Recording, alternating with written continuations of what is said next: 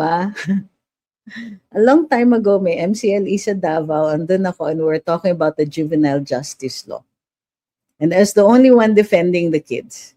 Kasi gusto talaga ng ibang mga lawyers, kahit 12 years old, kulong yung mga yan. And I understand the need, or the basic human need yung order talaga.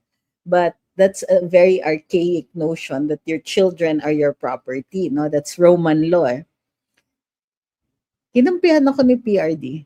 And I realized later on that he has a lot of charities for children. So children in conflict with the law, children who are victims, children who dami niyang cancer. So na-realize ko later on na sabi ko, sir, naalala mo yon? Kasi siya yung mayor of Davao at the time.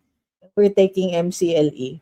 Tapos kinampihan niya ako in a room full of lawyers, everybody who wanted to lower criminal liability and all that for children. Sinabi ko talaga, ang bata kasi, garbage in, garbage out yan. I mean, it takes a village. So if they are in a village of people who commit crimes regularly, normally, they will imbibe those values. So if you're going to rescue a child in conflict with the law, you must put him in an environment where the law